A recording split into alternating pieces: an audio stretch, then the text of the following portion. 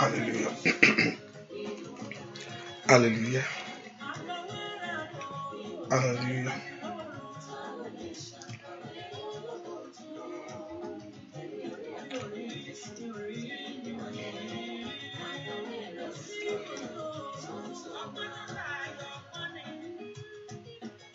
Hallelujah. Hallelujah. Jabata. Ọlọ́run tó pọ̀ nípa tàgbára gbé ọ̀gá fún orí ọ̀fẹ́ lẹ́ẹ̀kan sí. Ayọ̀lógo fún ọwọ́ àánú tá a rí gbà. Agbọ̀gá fún iṣẹ́ rẹ̀. Agbọ̀gá fún ohun tó o ti ṣe. Fún ohun tí Ọlọ́run ló ṣe lọ́wọ́lọ́wọ́. Ẹ kó owó ṣe ohun ọ̀tún nísinsìnyí. Ẹ kó ọ̀nà wa agbára rẹ̀ jáde. Ẹ bá fún wa agbára ẹ̀yìn rẹ̀ lórí ayé wa. Ẹ bá fún ìrìn àjò tó mú àárín. Àwọn tó tún jú wa fún ìmọ́lẹ̀ alààyè láàárọ̀ yìí. Ẹnìmọ̀ Ísírẹ́lì lórúkọ Jésù Olúwa gbọpẹ́. Olùpọ̀ nípa àtàgbára wọ́n la fún gbogbo ìfún. Àdúpẹ́ àmọ́ orí rẹ lórí ayé wa gbogbo. Orí lórí ọmọ ni, lórí aya, lórí ẹbí, lórí ojúlùmọ̀, lórí ọ̀rẹ́. Ẹ̀pẹ́ òfin wa lẹ̀ sún ìfẹ́ ọ̀tá. Ẹnìmọ̀ Ísírẹ́lì lórúkọ Jésù Olúwa gbọpẹ́. Ẹnìmọ̀ Ísírẹ́lì Olúwa gbà ẹ́. Wọ́n la mọ́pọ̀ wá fún un. Bàbá gbọ́ ọpẹ́ wa lónìí. Gbà ẹ̀yìn, gbọpẹ́, gbà ẹ̀yìn. Gbogbo ẹ̀ṣẹ̀ gbogbo Olúwa dáríjì. Gbogbo àṣírí gbogbo Olúwa dáríjì. Yára àánú rẹ gbà. Oore ọ̀fẹ́ rẹ kó dájú. Yára àánú rẹ gbà. Oore ọ̀fẹ́ rẹ kó dájú. ṣìyanu bàbá a ó sì yìn ológo ní ìparí ohun gbogbo àgbè ọ̀gá láì lórúkọ Jésù Kristi Olúwa wa àmín. Ẹ̀mí mímọ́ ìwọ níṣẹ́ kan ó yá ṣiṣẹ́ rẹ lọ́wọ́lọ́wọ́ báyìí. Ìwọ ló níṣẹ́, ìwọ ló mú gbogbo ọkàn bá gbogbo ọkàn pàdé. Kábíyèsí gbóhùn wa sókè sí Ọlọ́run láàárọ̀ yìí. Mo fẹ́ kó yìn fọwọ́ agbára rẹ̀ sẹ́. Dúpẹ́ lọ́wọ́ Jésù yìí, dúpẹ́ lọ́wọ́ Ọlọ́run yìí, dúpẹ́ lọ́wọ́ ẹni tó pọ̀ ní pátágbára, ẹni tí ń gbogbo agbára lọ́wọ́. Dúpẹ́ lọ́wọ́ Jésù sẹ́. O ṣé o, o ṣé o. Dúpẹ́ lọ́wọ́ Jésù, dúpẹ́ lọ́wọ́ Ọlọ́run ọba tó pọ̀ ní pátágbára lórí ayé rẹ ni. Bẹ́ẹ̀ kò dúpẹ́, bẹ́ẹ̀ kò fi àyìn lópin fún Ọlọ́run yìí fún oore tó ṣe nínú ayé rẹ lórí ọmọ, oore lórí ilé gbogbo, oore lórí ẹbí o. O ṣé o bàbá. Mo ní ọpẹ́ lèèyàn ń dún níwájú Olúwa. Ọpẹ́ lèèyàn máa ń dún níwájú Olúwa. Ọpẹ́ lèèyàn fi ń lọ sí ẹnu ọ̀nà rẹ̀. Bẹ́ẹ̀ kó oríire tó ti ṣe lórí ayé rẹ̀. Má wo ohun tí ò tíì ṣe, wo ohun tó ti ṣiṣẹ́. Má wo ohun tí ò tíì ṣe, wo ohun tó ti ṣe. So kó o lè rí ohun tí ò tíì ṣe yẹn gbà. Dúpẹ́ lọ́wọ́ Ọlọ́run, gbé ọkàn rẹ sókè níwájú rẹ̀ fún rere, fún ìyìn. Lift up a voice in praise to God. Just thank Him. Dúpẹ́ lọ́wọ́ Jésù yìí o. O ṣé o ṣé o ṣé o ṣé o ṣé o. Dúpẹ́ lọ́wọ́ Ọlọ́run. O ṣé o ṣé o ṣé o ṣé láàárọ̀ yìí bàbá mi. O ṣé lórí ayé mi sẹ́. Gbogbo ayé gbé Jésù ga, áńgẹ́lì ẹ wólẹ̀ fún, áńgẹ́lì ẹ wólẹ̀ fún. Ẹ mú adé ọba rẹ̀ wá, ṣe lọ́ba àwọn ọba, ṣe lọ́ba àwọn ọba, ṣe lọ́ba àwọn ọba. Dúpẹ́ lọ́wọ́ Jésù mà ṣe o.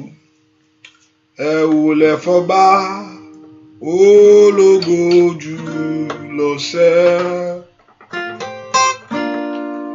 Ẹ kọrin ipá àti ìfẹ́ rẹ̀. Aláàbò wa ní àtẹnigbani, ó ń gbénu ògo ẹlẹ́rù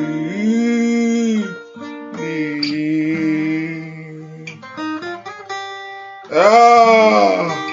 Dúpẹ́ lọ́wọ́ Jésù sẹ́. Ẹ̀san ti parẹ́, ẹ̀san torí rẹ̀ sẹ́. Ìmọ́lẹ̀ láṣọ rẹ̀ bí igun àtọ̀run. Ara sàn ní kẹ̀kẹ́ inú rẹ̀ jẹ́. Ipa ọ̀nà rẹ̀ ẹnìkan kò mọ̀. Ẹ wólẹ̀ fọ́ba wa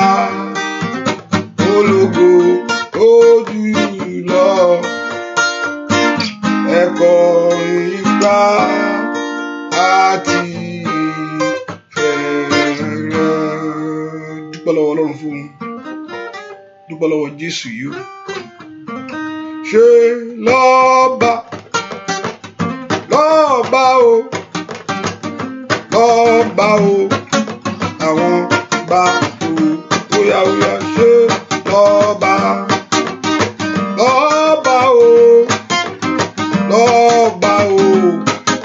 àwọn bá o.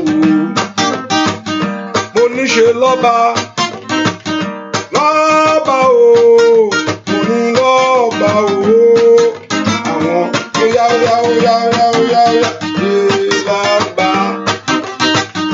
lọ́ba o kábíyèsí lọ́ba o lórí ayé rẹ o lórí ọmọ rẹ ṣe lọ́ba lórí ìrìn àjò rẹ ṣá óyá bàbá mi náà ó ní ṣe lọ́ba o kábíyèsí lọ́ba o àwọn bàbá mi máa ṣáṣe lọ́ba o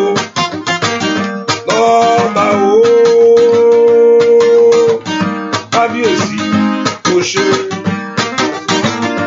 alágbára kò ṣe lórí ayé mi kò ṣe lórí ayé wọn kò ṣe lórí ọmọ wọn ṣá kò ṣe bàbá mìíràn ṣe lọ́ba o kábíyèsí ńlá lọ́ba o àwọn bàbá mi máa ṣáṣe lọ́ba o àwọn bá o orúkọ Ọlọ́run alààyè mímọ́. A gbé ọ̀gá fún oore ńlá o oore ìyanu. Lift your voice and thank him. Oh yeah, lift your voice and worship him. Lift your voice and praise him. The rock of ages, the mighty one, the glorious one, ever faithful God. Oh yeah, ṣe lọ́ba o, mo ní lọ́ba o lórí ayé rẹ̀. Bàbá mi máa ṣe lọ́ba o, àwọn bá o kábíyèsí o ṣé o bàbá mi. Alágbára tó pọ̀ nípa agbára o. Ọ̀rọ̀ gbénú ọmọ ènìyàn fọ́hùn Olódùmarè ńlá. Kò wí bẹ́ẹ̀ ṣe bẹ́ẹ̀ bàbá mi àgbà. Asọ̀rọ̀ mọ́yẹ̀ Ọlọ́run àṣẹ ohun gbogbo. Ọlọ́run májẹ̀mú. Ọlọ́run tí kò ń da àwọn tiẹ̀.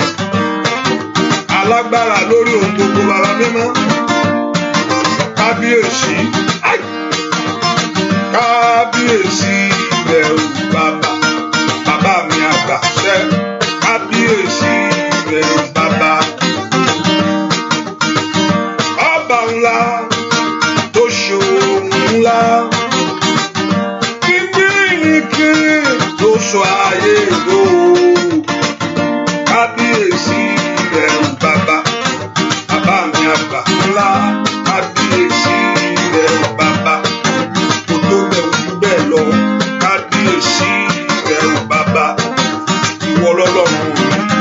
Kábíyèsí ilẹ̀ o bàbá. Ọba tó fẹ́ mi sẹ́. Óyá o. Kábíyèsí ilẹ̀ o bàbá. Ọba tó fẹ́ wà tó kú. Àbí tó jíǹde lórí àgbélébùú. Ọba tó jìyà nítorí tiwa. Ìwọ ló tó bẹ́ẹ̀. Bóyá bàbá mi mọ́. Kábíyèsí ilẹ̀ o bàbá. Mo mọ́pẹ́ wá. Kábíyèsí ilẹ̀ o bàbá. Óyá. Bóyá fọpẹ́ fún ṣẹ́ ó túmọ̀ ká yẹ kábíyèsí rẹ̀ bàbá òbí bẹ́ẹ̀ ṣe bẹ́ẹ̀ àìmọ̀ sí dàbà káyàbọ̀ dúpẹ́ lọ́wọ́ rẹ̀ ṣẹ́ kábíyèsí rẹ̀ bàbá ọba ńlá tó ṣòro ńlá gbígbí níbi tó so ayé o bàbá kábíyèsí rẹ̀ bàbá dúpẹ́ lọ́wọ́ ọlọ́run alààyè kábíyèsí rẹ̀ bàbá bàbá mi kábíyèsí rẹ̀ bàbá alágbára lórí ayé mi kábíyèsí dúpẹ́ ọba tó lójú tì ọ́ kábíyèsí rẹ̀ bàbá ọba tó jẹ́ káyé kẹ́kàrí rẹ̀ kábíyèsí rẹ̀ bàbá ọba tó yóò ṣe láyé kábíyèsí rẹ̀ ọba tó wà ayé rẹ̀ rí kábíyèsí rẹ̀ bàbá ojú ọ̀gá bàbá mi mọ́ kábíyèsí rẹ̀ ọpẹ́ fún óyá kábíyèsí rẹ̀ bàbá. Dúpẹ́ lọ́wọ́ Jésù kó máa ṣe wọn kábíyèsí ńlá ó máa ṣe wọn ìwọ tó pọ̀ nípa àti agbára mo yàn ọ́ òun náà mo fẹ́ kó gbéga lọ́wọ́ báyìí òun náà mo fẹ́ kó fi gbogbo ògo fún fẹ́ kó fi gbogbo ìyìn fún ó tó bẹ̀ ó ju bẹ́ẹ̀ lọ ṣú lórí ayé rẹ ni give thanks to him dúpẹ́ lọ́wọ́ Jésù yìí gbọ́ àdúrà lórúkọ Jésù Kristi Olúwa wa. I don't know whether my sister is still there. If you are there, let me know. So just let me know. I say if you are there, please just remind me that you are here, so I can carry you along. So just let me know if you're there. Hallelujah. I mean, those that don't understand Yoruba, if you don't understand Yoruba language, I will try my little best. Hallelujah. Ká porúkọ Jésù Olúwa mo fẹ́ kó dúpẹ́ lọ́wọ́ Ọlọ́run yìí ojúmọ́ ti mọ́ tó sì di alẹ́ ni ó ṣàfún ọ lórí ọ̀fẹ́ lọ yẹ ká dúpẹ́ fún orí ọ̀fẹ́ tó fún wa. Ọlọ́run mo gbé ọ̀gá fún orí ọ̀fẹ́ tó fún mi. Olúwa mo gbé ọ̀gá fún orí ọ̀fẹ́ ńlá lórí ayé mi. Olúwa mo gbé fún orí ọ̀fẹ́ àárọ̀ yìí. Olúwa mo gbé fún orí ọ̀fẹ́ èní. Dúpẹ́ lọ́wọ́ Jésù sẹ́ orí ọ̀fẹ́ ni ó kì í yẹ pé o máa ń ṣe kò yẹ pé o máa ń ṣe orí ọ̀fẹ́ ńlá ló fún ọ pé kí lè rí lè ṣẹ nínú ayé wa orí ọ̀fẹ́ ẹ̀ pamọ́. Dúpẹ́ lọ́wọ́ Jésù yìí Olúwa mi ò máa ṣe ó yá ọlọ́pẹ́ lọ́pẹ́ yẹ o oníní ọpẹ́ ló yẹ ọ́ o bàbá Ọlọ́run gbogbo ayé o mo yàn o. Dúpẹ́ lọ́wọ́ Jésù òun lọ́pẹ́ yẹ o ìwọ lọ́pẹ́ tọ́ sí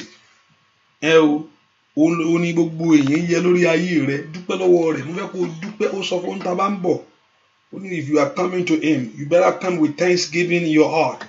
Kì í ṣàròyé ohun tó fẹ́ sọ kó bẹ wógi mórí ọ̀tá rẹ kọ́ ni kọ́kọ́ dúpẹ́ lọ́wọ́ rẹ̀ fẹ́ tí ń ṣiṣẹ́ lọ́nà ayé rẹ ni.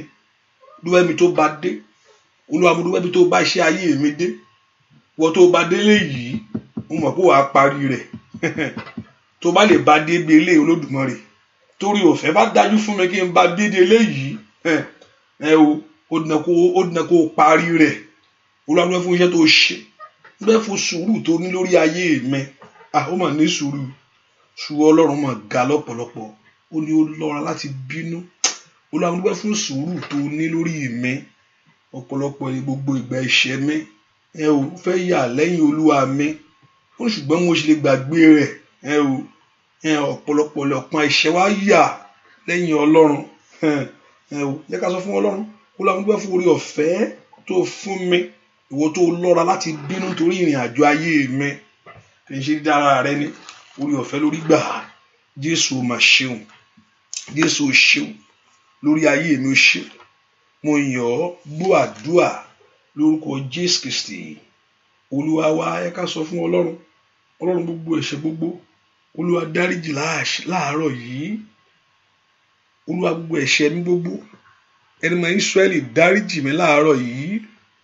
Ẹ kó sọ fún Ọlọ́run kó dárí gbogbo àṣírí rẹ jì.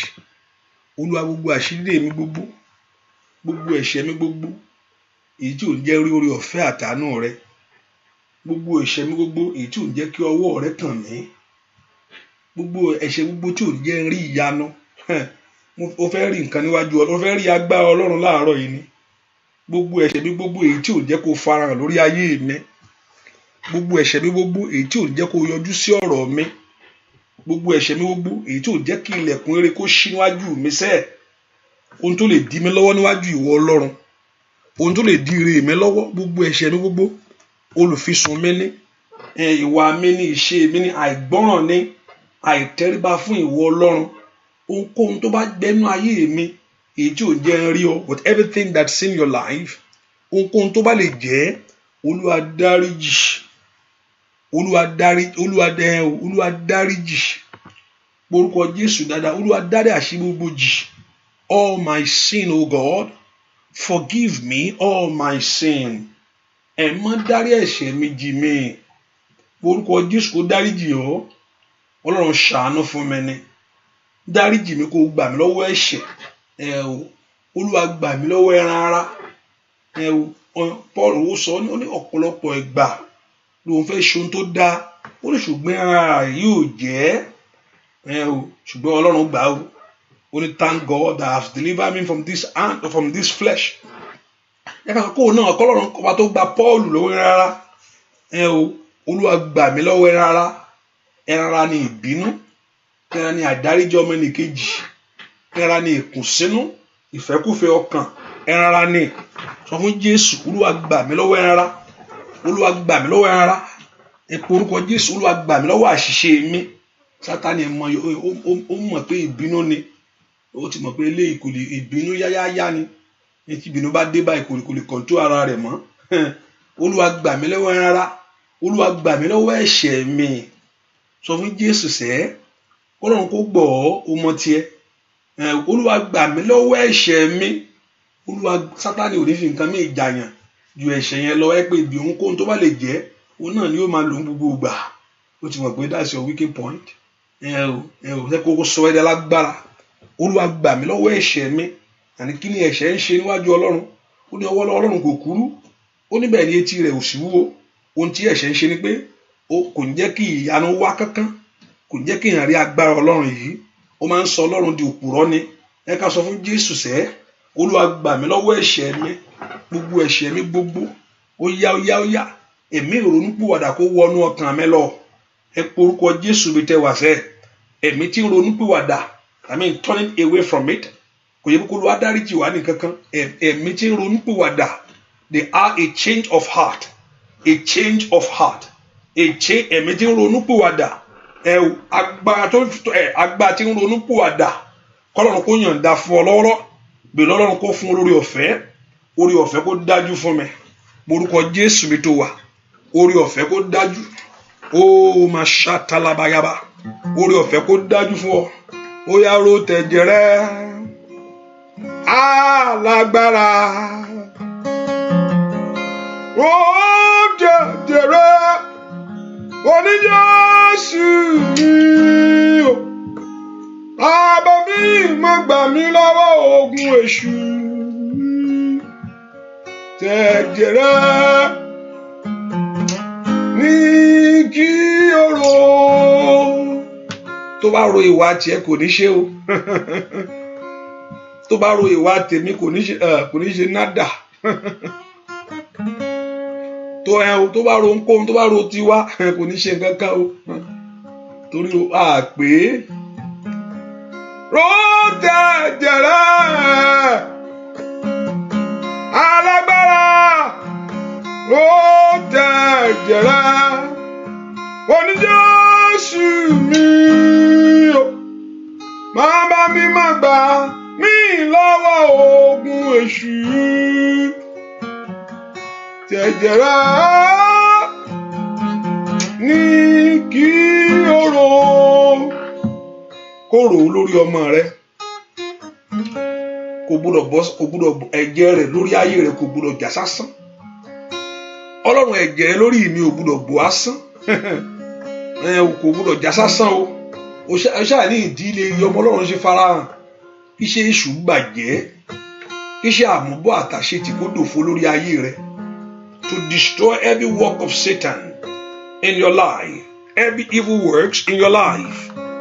Ró tẹ̀jẹ̀ rẹ̀ alágbára ró tẹ̀jẹ̀ rẹ̀ Jésù mi o bàbá mi má gbà mí lọ́wọ́ ogun èṣù o tẹ̀jẹ̀ rẹ̀ bí oró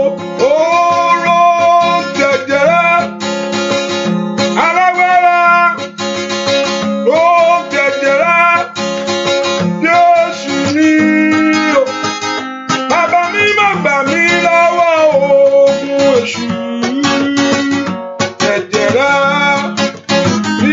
bí oró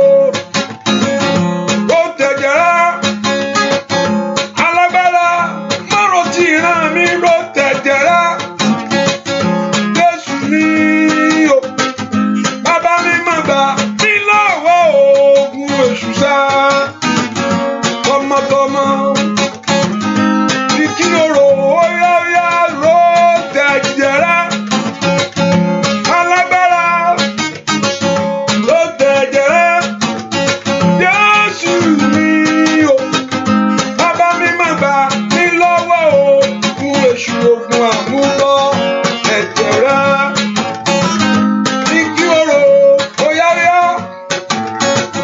lórí ayé wa kóró tẹ̀jẹ̀ rẹ̀ kóró ti kú rẹ̀ sẹ́ kóró ti ìjìyà rẹ̀ lórí ayé rẹ̀ ni o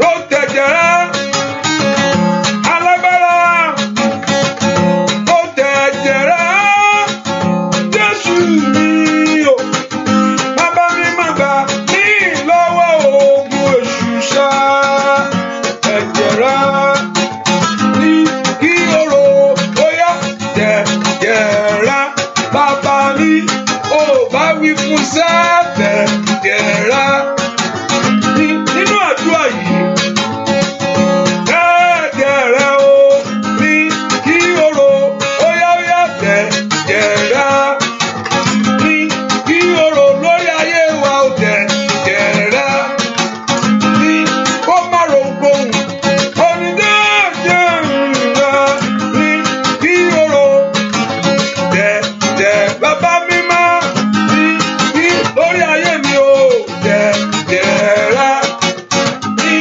kí o rò. Tó bá mọ ohun tó agbára tí bẹnu ẹ̀yẹ Jésù ohun tó ń fọ̀ jáde wàá béèrè fún ní gbogbo ọ̀nà. Bàbá wa agbára tí bẹnu ẹ̀jẹ̀ Jésù ohun tó ń fọ̀ jáde ní gbogbo ọ̀nà wàá béèrè fún pé kó ro ti ẹ̀jẹ̀ rẹ̀ lórí ayé rẹ̀ kó ro ti ẹ̀jẹ̀ rẹ̀ lórí ọmọ rẹ̀ kó ro ti ẹ̀jẹ̀ rẹ̀ lórí iṣẹ́ rẹ̀ Olúwa ro ti ẹ̀jẹ̀ rẹ̀ lórí ayé mi lọ́wọ́lọ́wọ́ ẹ kò porúkọ Jésù sẹ́ Olúwa ro ti ẹ̀jẹ̀ rẹ̀ lórí ìran mi gbogbo Olúwa ro ti ẹ̀jẹ̀ rẹ̀ lórí ìdáwọ́lé mi porúkọ Jésù sẹ́ tẹ̀jẹ̀ rẹ̀ ní kó ro Olúwa ro ti ẹ̀jẹ̀ rẹ̀ ní kí ayé mi kó lè rí àtúnṣe Olúwa ro ti ẹ̀jẹ̀ rẹ̀ kí ayé mi kó gba dídára Olúwa ro ti ẹ̀jẹ̀ rẹ̀ kí ọ̀nà mi kó là Olúwa ro ti ẹ̀jẹ̀ rẹ̀ kógun àmúbọ́ kó ṣẹ́ lórí ọ̀rọ̀ mi lónìí rẹ kó porúkọ Jésù dáadáa kí Ọlọ́run kó ro ti ẹ̀jẹ̀ rẹ̀ ó yá porúkọ Jésù bí tó wà sẹ́ Olúwa ro ti ẹ̀jẹ̀ rẹ̀ nítorí ọ̀rọ̀ mi ni ó yá ọdún ọkọ Ọlọ́run kó rò ó kó má ro ohunkóhun kó má ro ohun tí ọ̀tá ń wí kó má ro ohun tí ọ̀tá ń ṣe lórí ayé rẹ ó yá kó má wo ohun tó olùfisùn sọ ó ẹ má dá lóhùn ní Ọlọ́run má dá lóhùn o kó má ro ohun tí olùfisùn sọ lórí ọ̀rọ̀ rẹ ẹ̀jẹ̀ rẹ ní kó ro bàbá porúkọ Jésù Olúwa ló ti ẹ̀jẹ̀ rẹ lórí ọ̀rọ̀ ayé mi ni lórí ọ̀rọ̀ iṣẹ́ mi ni lórí ọ̀rọ̀ ayé àwọn ọmọ mi ni nínú ọ̀ràn mi kó ro tẹ̀jẹ̀ rẹ má ro ti bàbá mi o má ro tàwọn ọmọ mi o tẹ̀jẹ̀ rẹ ní kó ro ó yá ọmọlọ́run lanu kó gbàdúrà kó Olúwa kó ro ti ẹ̀jẹ̀ rẹ nítorí ọ̀rọ̀ rẹ kó ṣe àtúnṣe nú ayé rẹ sẹ́ ó yá porúkọ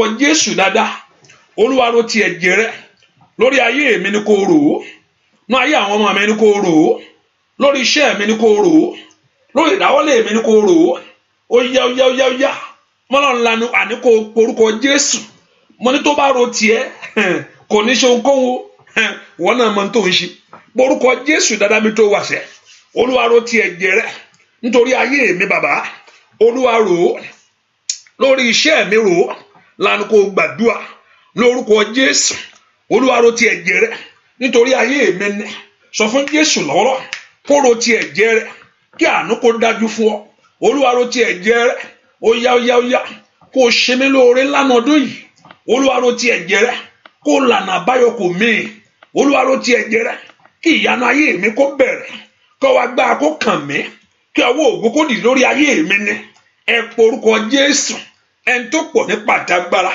ó yá ro ti ẹ̀jẹ̀ rẹ nítorí ìran mi gbogbo nítorí ayé mi gbogbo Olúwa ro ti ẹ̀jẹ̀ rẹ gbọ́ àdúà lórúkọ Jésù Kristi Olúwa wa ẹ porúkọ Jésù àánú kó wọlé tọ̀ mí wá àánú Ọlọ́run wọlé tọ̀ ayé mi wá lọ́wọ́lọ́wọ́ yìí ẹ kó porúkọ Jésù bí tó wà sẹ́ kí àánú Ọlọ́run kó wọlé tọ̀ ayé rẹ wá Olúwa àánú Ọlọ́run kó wọlé tọ̀ ayé mi wá porúkọ Jésù bí tó wà àánú Ọlọ́run wọlé tọ̀ mí wá àánú Ọlọ́run wọnú ìran mi wá àánú Ọlọ́run wọnú ìrìn àjò ayé mi tọ́lọ́run bá ti ṣàánú fún ọ àwọn tó yí ọ ká ó di dandan they have no choice wọ́n á ṣàánú fún ayé rẹ ni àánú Ọlọ́run wọlé tọ̀ ayé mi wá àánú Ọlọ́run wọlé tọ̀ ìrìn àjò ayé mi wá ní ọdún yìí ó dọ̀ kó rà àánú gbà lóhun tó ń béèrè fún lóhun tó ń wá kiri yẹn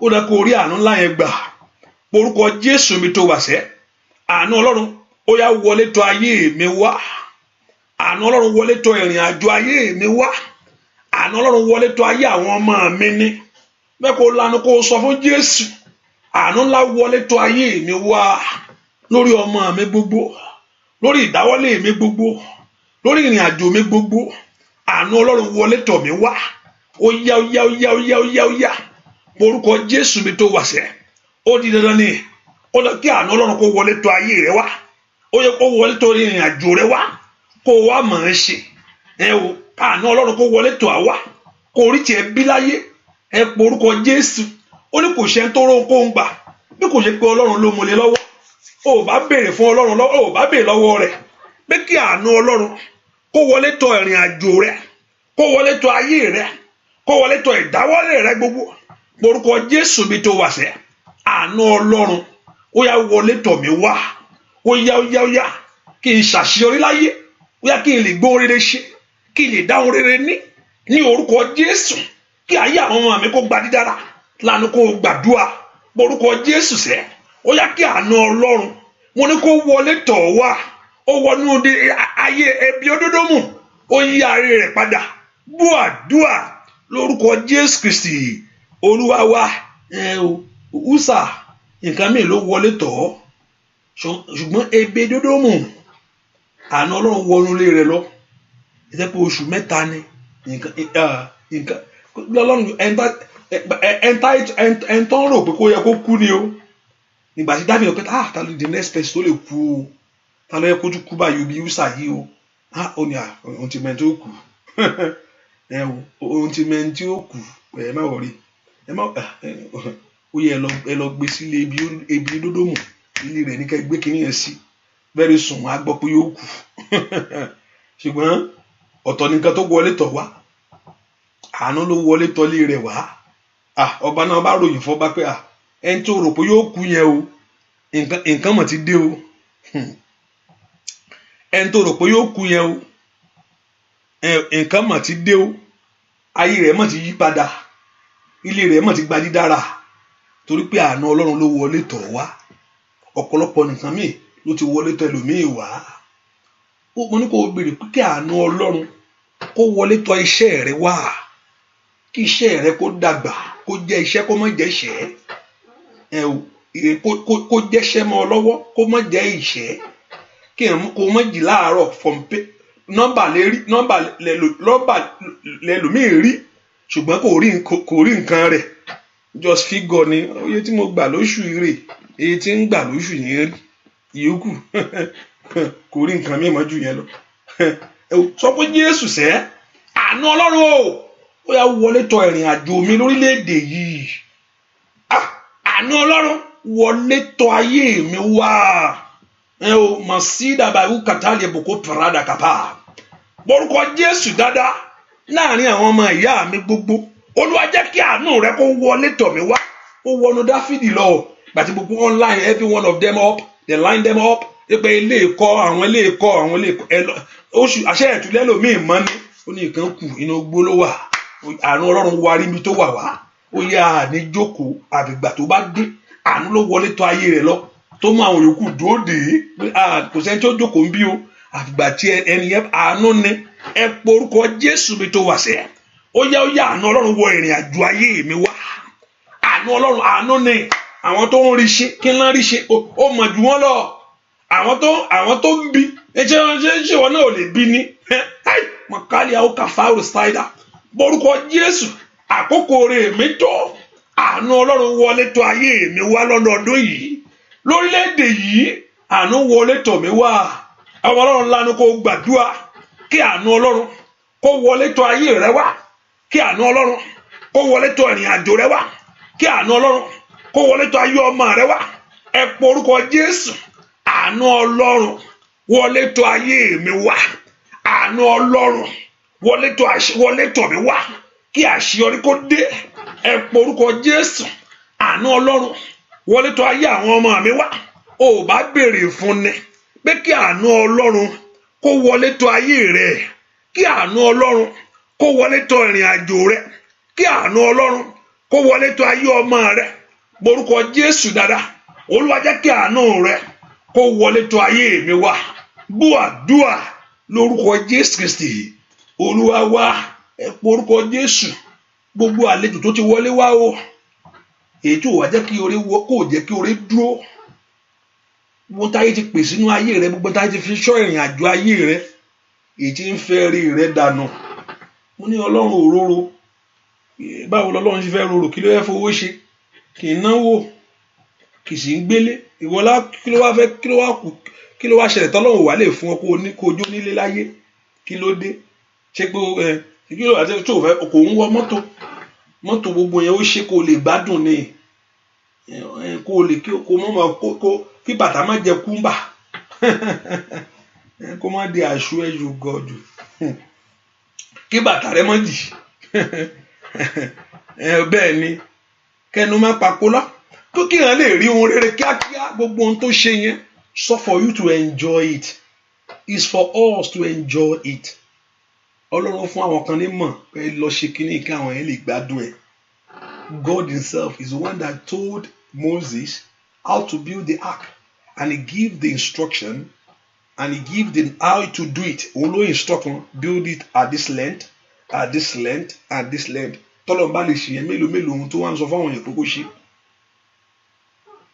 ó ní kò ṣe all every good and perfect gift is from the Lord so far you discover is good it's not from Satan o it's not from Satan there's nothing from Satan àwọn abáníyàn ní Yorùbá bá ní àwọn àjẹyìnbó kíni àwọn náà fi ń jẹyàn náà ni àwọn àjẹyìnbó wọn fi ń tú nǹkan ṣe rọ ní gbogbo ẹ̀ àjẹyìnbó bá wù àwọn náà ń jẹyàn náà ni wọ́n jọ ń jẹ ni àti àwọn ti Nàìjíríà tí wọ́n gan burú jù wọ́n ló kọ́ mọ́ ní àjẹyìnbó kò ṣe mọ́tò àwọn àjẹyìnbó wọ́n fi ń túlé ṣe wọ́n fi ń ṣe plane bó àjẹ àwọn Áfíríkà wọ́n fi èyìnbó náà wọ́n fi ń jẹyàn wọ́n ń jẹra wọn náà ni ọ̀ní rí wa jẹ́ bẹ́ẹ̀ ni there is nothing that Satan have to offer.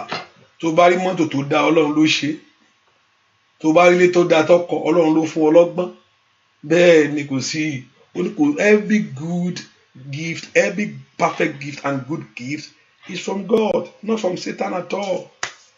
ó ṣe plane kó lè wá sí Amẹ́ríkà ni ìwọ tó bá yẹ pé Amẹ́ríkà ló wà o plane pé o ti mọ̀ kó wà ó ní borí omi ó ṣe plane kó lè fò wá sórílẹ̀-èdè yìí ẹ pe orúkọ Jésù mi tẹ wá Ọlọ́run jẹ́ gbogbo tó ti wọlé tó ayé mi ìtú ìṣe ẹ gbọ́ ọ̀rọ̀ Olúwa ó ní àyà yóò pa yín ẹ sì bẹ̀rù bóyó dáde ohun tí ayé tó ti gbé wọ sínú ìrìn àjò ayé mi èyí tó fi ń wá ojú rẹ̀ kiri tó ò tí ì rí látijọ́ yìí ohun tí ayé gbé sínú ayé àwọn ọmọ mi èyí tí ò jẹ́ kí n láyọ̀ ẹ pe orúkọ Jésù ẹ gbọ́ ọ̀rọ̀ Olúwa gbogbo àlejò tó wọlé tó ayé mi wá èyí tó wọ ní ìbẹ̀rẹ̀ pẹ̀pẹ̀ ayé mi ni èyí tó wọlé ní sisi ayé ẹ gbà tó ń ṣe sisi ẹ tó ti má rí èyí tó wọ bẹ̀ wá èyí tó wọlé tọ̀ lẹ́nu ẹ̀kọ́ èyí tó wọlé tọ̀ lórílẹ̀‐èdè yìí èyí tó wọlé tọ̀ lẹ́nu iṣẹ́ gbogbo àlejò kálejò Olúwa yóò pa yín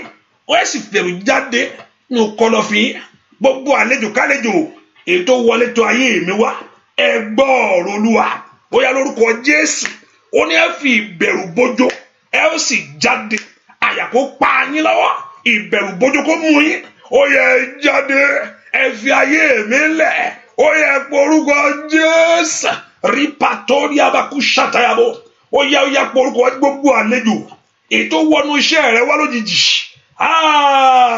ó yẹ gbogbo àlejò tó wọlé tó ayé àwọn ọmọ rẹ lọ ẹ gbọ́ ọ̀rọ̀ Olúwa ìbẹ̀rù bójó kó mú yín lónìí ibi tẹ́ bá sá pamọ́ sí o ibi tẹ́ fara pamọ́ sí lórí ìrìn àjò ayé mi o ìwọ àlejò kálejò ètò wọnú iṣẹ́ mi ètò wọnú ìrìn àjò mi ètò wọnú àgọ́ ara mi ètò wọnú ìdáwọ́lé mi gbogbo ẹ gbọ́ ọ̀rọ̀ Olúwa ohun tó wọlé tó ayé rẹ wá ó yẹ tó lòdì sí ìṣeré ètò lòdì sí ògo ètò ò fẹ́ kó rí mú ètò ò fẹ́ kó débẹ̀ ètò ò fẹ́ kó kọjá bẹ̀ yẹn ẹ pe orúkọ Jésù ìwọ àlejò kálejò ètò wọlé ìrìn àjò tó wọlé tó ìrìn àjò ayé mi ètò bá dojú rẹ̀ délẹ̀ màṣáìdà wàyíǹda kí takata yàbọ̀ gbogbo àlejò tí ò fẹ́ kí ìlérí Ọlọ́run kó ṣẹ mọ́ mi lára ó yá ẹ gbọ́ ọ̀rọ̀ Olúwa ẹ gbọ́ ọ̀rọ̀ Olúwa ẹ gbọ́ ọ̀rọ̀ Olúwa ó yẹ jáde ìwọ àlejò àbúbọ̀ ó yẹ jáde ìwọ àlejò àṣetì ó yẹ jáde ìwọ àlejò ìtìjú ẹ yẹ jáde ìwọ àlejò ẹ̀gàn ó yẹ jáde ìwọ àlejò gbèsè ó yẹ jáde àmúbọ̀ ẹ jáde àìrọ́mọbí ẹ jáde àìsàn ẹ jáde ẹ̀gàn lórúkọ Jésù àtàgàn urútàkáyàbá ẹ gbọ́ ọ̀rọ̀ Olúwa ẹ jáde ìwọ àlejò tí ń daṣẹ́rú èyí tí ń dojú rẹ délẹ̀ ẹ gbọ́ ọ̀rọ̀ Olúwa ẹ jáde àyàkó mú yín o àyàkó pa yín o ó yẹ jáde gbọ́ àdúà lórúkọ Jésù Kristi Olúwa wa orúkọ Jésù lónìí Olúwa fi ìyapa sí èmi àti ogun ayé mi ìdààmú mi gbogbo Olúwa fi ìyapa mi gbọ́dọ̀ rí mọ́ tí Ọlọ́run bá sọ fún àwọn ọmọ Ísírẹ́lì pé Fáráò tẹ́rí ẹ̀ ní rí mọ́ mi gbọ́dọ̀ rí mọ́ mi gbọ́dọ̀ rí mọ́ ní ìrìn àjò ayé mi ohun tí ń bà ọ́nú jẹ́ yẹn ọ̀pọ̀lọpọ̀ oṣooṣù ni ẹlòmíì ọdọọdún ni ó bá ti dé báyìí ó tutù dé kíní ìtutù dé o kíní ìtutù ń ṣẹlẹ̀ ó gbọ́dọ̀ rí mọ́ ẹ gbọ́ ọ̀rọ̀ Olúwa ẹ jáde ẹ fàyè mẹ́lẹ̀ àbúbọ́ kò ṣìnà kò gbọ́dọ̀ mọ́lé rẹ mọ́ kò gbọ́dọ̀ mọ́lé rẹ mọ́ kò gbọ́dọ̀ máa yọ ọmọ rẹ mọ́ ohun tó fẹ́ yẹn ó yẹ parẹ́ ẹ pòórá rútàkàbàgò sàtáyàbọ̀ ohun táyé fi ń dààmú rẹ ohun táyé fi ń bayọ̀ rẹ jẹ́ tí òun jẹ́ kínú ẹ dùn ẹ pòórá ní orúkọ Jésù ẹ pòórá lórí ayé mi lọ́wọ́lọ́wọ́ ó mà kárí ẹ̀bà káfáwó sàtà ìwọ àṣetì gbọ́ ọ̀rọ̀ Olúwa ìwọ àmúbọ́ gbọ́ ọ̀rọ̀ Olúwa ìwọ ẹ̀gàn gbọ́ ọ̀rọ̀ Olúwa ní orúkọ Jésù ohun tí ò fẹ́ kó láyọ̀ yẹn kó gbọ́ ọ̀rọ̀ Olúwa. Ohun tí ò fẹ́ kó láyọ̀ lórí ọmọ kó gbọ́ ọ̀rọ̀ Olúwa. Ọ̀rọ̀ Olúwa ni kó gbọ́. Ẹ gbọ́ ọ̀rọ̀ Olúwa ní orúkọ Jésù ti Násárẹ́tì. Ó yẹ pòórá, ó yẹ pòórá ní ìrìn àjò ayé mi, ẹ pòórá lórí ayé àwọn ọmọ mi gbogbo, ẹ pòórá. Ìwọ àṣetì, ìwọ àmúbọ̀, àìláṣeyọrí ohun rere, ẹ porúkọ Jésù. Àrọ́nà lọ, àìlólùrànlọ́wọ́ ní orúkọ Jésù. Ìwọ àmúbọ̀, gbogbo agbá tí ń fare sẹ́yìn, gbogbo agbá ajírégbé, agbógo sọnù, ayabaka sàtáyàwó, óyá ẹ gbọ́ ọ̀rọ̀ Olúwa, gbọ́ àdúà lórúkọ Jésù Kristi Olúwa wa. Ẹ porúkọ Jésù. Olúwa dá padà fún mi láàárọ̀ yìí ohun tí ayé gbà lọ́wọ́ mi. Ẹnìkan àdúrà rẹ nu. Olúwa dá padà fún mi láàárọ̀ yìí ohun tí ayé gbà lọ́wọ́ mi. Ohun tó gbà lọ́wọ́ ẹ lọ yẹn, Olúwa bá lọ wá láwàrí kó mú lé gbà fún mi padà. Ohun tó gbà lọ́wọ́ ẹ lọ, wọ́n gbà ti Ísọ̀ mọ́ lọ́wọ́, Jákọ́bù gbà lọ́wọ́ ẹ. Thank God òun náà kún ẹnu o, òun náà dáká ló dákẹ́ ńjọ́ yẹn wọ́n ṣe gbà rẹ̀. Ṣé kíní yẹn lọ gbà lọ? Bàbá sókè ó sunkún ní pé bàbá mọ́jọ́ orí bẹ́ẹ̀ o ò tún ní nǹkan tó tún lè sọ. Òun ti gbé ẹ̀gbọ́n fún un. Ó sunkún o, ṣùgbọ́n wá nígbà tó bá di alágbára tán, ó ní àjàgà rẹ̀ á bọ́ lọ́rùn ẹ̀, ó sì bọ́. Ìgbà tí Jákọ́bù ń bọ̀ kò bá bó ṣe fílẹ̀, Ọlọ́run ó ti sọ di gbẹngbẹngbẹ. Òun náà ti di nǹkan. Ó ní gba ilé, ó ní ó ti no. Ọlọ́run náà ti bùkún òun náà. Ó náà ń bless. Òun bínú ni, mi ì bínú. Ó rò pé òun wàá bá ń bi tó ń fi sí. Pé a sì wà lé dádì. Gbogbo àwọn tó yẹ pé ó sì wà ń bẹ̀. Gbogbo àwọn tó fẹ́ kórúkọ ẹ mọ̀ yí padà, kórúkọ bàbá rẹ̀ wà jẹ́ kú. Lórúkọ Jésù, agbára náà ti ṣe lórí ayé rẹ kó bàjẹ́. Ó bá ṣàmì dáadáa. Gbogbo agbára tó ní pé àníṣe tó bá ń pín kò ní kàn ọ́. Gbogbo agbára tó ní pé àníṣe pé yóò jìnnà ni, lórúkọ Jésù, agbára náà níwájú Olúwa láàárọ̀ yìí, mi ì mọ̀ wájú ẹni tó wà, ṣùgbọ́n níwájú Olúwa láàárọ̀ yìí, lórúkọ Jésù, ru agbára kó wọlẹ̀. Ru agbára náà, Olúwa kó wọlẹ̀. Ẹ pé orúkọ Jésù. Ohun tí ayé gbà lọ́wọ́ mi, ohun tó gbà lọ, Olúwa dá padà. Ní ìlọ́po bá ń dá padà. Agbára tó gbọjọ́ orí lọ́wọ́ rẹ, ètò tó sọ ẹ́ di kúrẹ̀tẹ̀, tó gba ipò ẹ̀gbọ́n, èyí tó gbà lọ́wọ́ ẹ pé àníṣe ìwọkẹ̀ ipò ẹ̀gbọ́n wọn lọ́kọ́ bí o, ṣùgbọ́n ìwọ gan ni ò ní rí nǹkan kan. Masaida, gbogbo agbára tó fa ayé rẹ rúgbó, tó forí ti ẹrú. Lórúkọ Jésù, ohun tí ayé gbà lọ́wọ́ mi, ẹ̀yin ogun ọ̀run o, aláwárí ayé mi bá ń warí. Màkáyà, Ọlọ́run tójú rẹ̀ tó ń gbogbo, ojú rẹ̀ tó ibi kí táyé bá jù sí, ó yá bá mú wá. Ẹ pé orúkọ Jésù. Ohun tó gbà lọ́wọ́ mi, ohun tó gbà ní ìrìn àjò rẹ̀, pé ó lọ náà lọ lú èbò, ẹ filẹ̀, bàtà wọn ni ó mọ̀ nù ń bẹ̀. Màkáyà bó sàkúrà báwò, wọ́n ṣáájú bá kàfẹ́rù sáìdà. Lùdẹ́ni lè kàtàlí àbá, ó lóun fẹ́ lọ kóre wá. Ó yá. Ẹ pé orúkọ Jésù. Ohun tí ayé gbà lọ́wọ́ mi, ẹ̀yin ogun ọ̀run ẹ dá padà fún mi. Àwárí ni kẹ́ ẹ wá fún mi o. Ní orúkọ Jésù. Níbikíbi tó bá wà, ibikíbi tí ayé bá fi sí, ní orúkọ Jésù. Ibikíbi tá a bá dì mọ́, ibi tá a bá kàn mọ́, ẹ̀yin ogun ọ̀run ó bẹ̀ yín lọ́wọ́. Lìtẹ́lì abakapa labakapa, lọ sọ́tò tó ní kẹlẹ́bọ̀. Ó yá. Lórúkọ Jésù. Ní orúkọ Jésù, ní orúkọ Jésù, lórúkọ Jésù, Masatali abagaba, gbọ́ àdúà lórúkọ Jésù Kristi.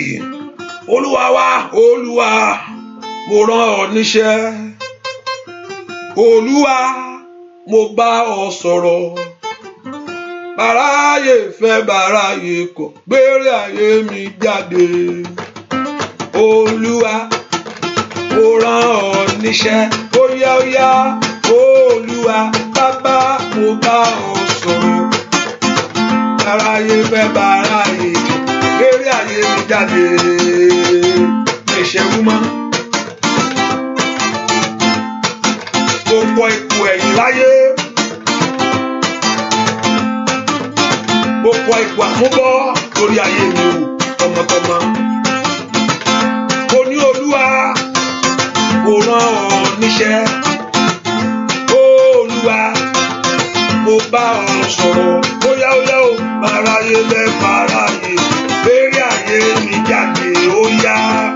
Olúwa o bàbá mo rán ọ níṣẹ́, Olúwa mo bá ọ sọ̀rọ̀, fàráyé bẹ́ fàráyé kọ̀ lérí ayé mi jáde, aláwárí ayé mi bá wárí.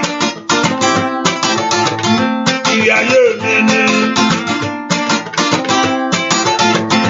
ọkọ mi láyé,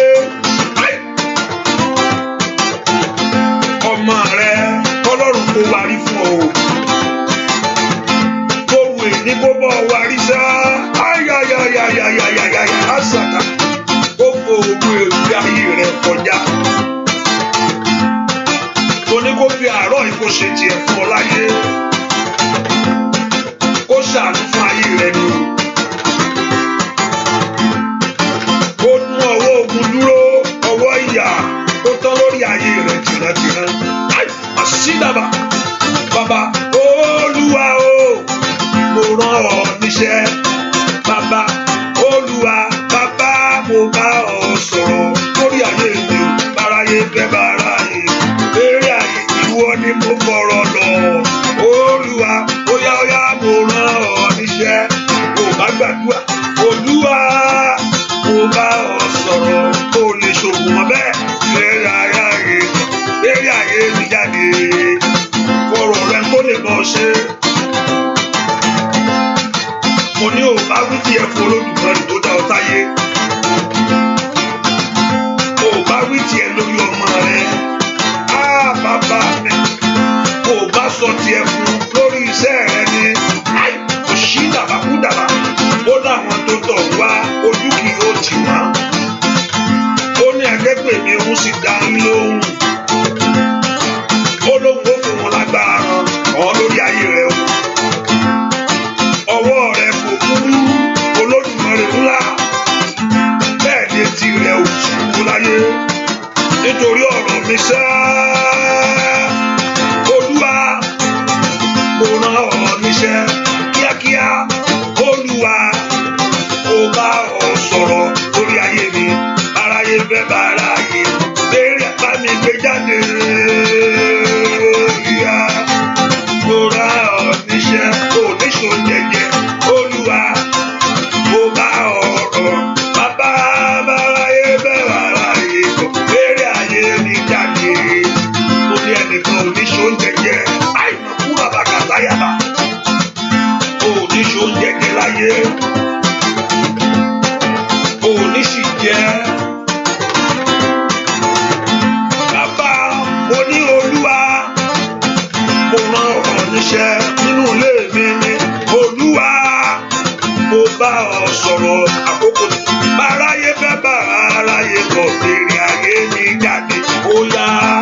Olúwa o mo rán ọ níṣẹ́, Ẹlẹ́dàá mi mo bá ọ sọ̀rọ̀ ó yá báráyé fẹ́ báráyé lérí ayé mi jáde, báráyé fẹ́ báráyé lérí àárẹ̀kàtàyàbá wo ṣe tẹ̀lé gbogbo fúnadàgàbà rìpọ̀tọ́lìkẹ̀lẹ̀ bó ṣì kẹ̀lẹ̀ bàgàbà, báráyé fẹ́ báráyé rabẹ́ndẹ̀lẹ̀ bó kọ́ntòrè ló sì kàbọ̀ ó yá bá kàtàyàbá musaka lórúkọ Jésù. Bàbá báráyé fẹ́ báráyé lérí ó yá bá mu wárí sá, báráyé fẹ́ báráyé lérí ayé mi jáde ó yá báráyé fẹ́ bá nínú ọdún yìí nínú oṣù yìí lè báráyé fẹ́ báráyé lérí ayé mi jáde, báráyé fẹ́ báráyé lérí ayé mi jáde. Orúkọ Jésù, Olúwa bá ń wárí omi táyé bá jù sí, Olúwa bá ń wárí ní ọdún èmi náà fẹ́ rògbòlò. Ohun tó máa dáa ni kéèyàn ní nǹkan tó dáa, ọkọ̀ tuntun yẹ ọ́, ilé ara rẹ yẹ ọ́, mi rẹ́ǹtì tó, kó wọ ibìkan kó o lè rí nǹkan rere ṣe, kó yọ owó lápò kó tó, kéèyàn máa fọwọ́ yórí, kéèyàn wo fóònù kó fọwọ́ ọ̀tún gbé kó fọwọ́ òsì kọ́ọ̀tì rẹ̀. Fóònù wo ní ń dùn yìí o? This is a collect call. Kò dá káǹtì kó bá nǹkan bẹ̀, kó má jẹ rẹ́ẹ̀dì ló flash sí ọ. Kò wá tí ẹ mọ̀, mi ti mọ̀ pé overdraft kìíní àjásí nǹkan ò tó nǹkan bẹ̀ ni, tí gbẹngbẹgbẹ bá wà ń bẹ̀ yẹn o tó gbé nǹkan mi wàá ṣayó lọ ni. Gbogbo ẹlẹ́mìí àdósóre láì àwọn àti tò báyìí ó bá jù sí báyìí dènà ẹni dènà agbárí ni ó fi kúrò ń bẹ̀ pé I think I have another card in the car. Ilé yá tètè nu kò gbúdọ̀ dúró. Ó tó gẹ́ Olódùmarè, ẹ pọ orúkọ Jésù. Àkókò ti tó, ó dọ̀ kémi náà ṣe rere. Àkókò ti tó, ó dọ̀ kémi náà jẹ́ èèyàn. Ẹ pọ orúkọ Jésù. Ibi táyé bá gbé ògo mi sí, ibi táyé bá gbé ìrànlọ́wọ́ mi sí, ẹ̀yin ogun ọ̀run o, kẹ́ ẹ lè bá ń wárí wá fọ̀rọ̀ lọ̀ yín o, kẹ́ ẹ lè ṣe tèmi fún mi ní o, kó lè dáa fún mi lórílẹ̀‐èdè yìí, kí n má ṣerú àwọn èèyàn sẹ́ẹ̀. Tá bá ń pínre kémi náà rí tèmi, tó bá ń rí sọ kémi náà rí tèmi sọ, tó bá ń wọ ọmọ kí n rọ́mọ mi dáradára, tó bá lọ́kọ ẹ̀yìn rèé kémi náà rí tèmi náà wí. Ẹ pọ orúkọ Jésù. Olúwa mo ránṣẹ́ wá, ìyàwó gbúdọ̀ jẹ́ mi ìgbúdọ̀ tún mọ̀ ọ́, táyé tó rí ẹ̀gàn lórí ayé mi ìgbúdọ̀ tún mọ̀ ọ́, kí ayé mi kó tún mọ̀ sí, mi ìgbúdọ̀ tún mọ̀ ọ́, kí ayé mi kó mọ̀ jìyà, mi ìgbúdọ̀ tún mọ̀ ọ́, kí n má ju ẹgbẹ́ lọ láyé. Ẹ pọ orúkọ Jésù. Ibi tá a bá gbé tèmi sí, ibi tá a bá gbà sí, ibi tá a bá jù sí, kẹ́ ẹ lè bá ń wárí ni, kẹ́ ẹ lè wárí níṣẹ́. Ó yá ibi táyé bá bàjẹ́ dé, ẹ̀yin ogun ọ̀run kẹ́ bá ń túnṣe ní. Ìdí tí mo fi wá rèé. Ó yá ọmọ ńlá láàárọ̀ yìí lóru èní kò rìn kọjá nítorí ọ̀rọ̀ rẹ̀ yìí kàtá yàbàtà sàtà màndọ́lì àbàkú pàrọ̀sàtẹ̀ kí ogun ọ̀run kó dìde, olùgbèjà ọ̀run kó bì ọ́ níjà, abániṣe kó bọ́ ṣe tiẹ̀. Ẹ pọ orúkọ Jésù.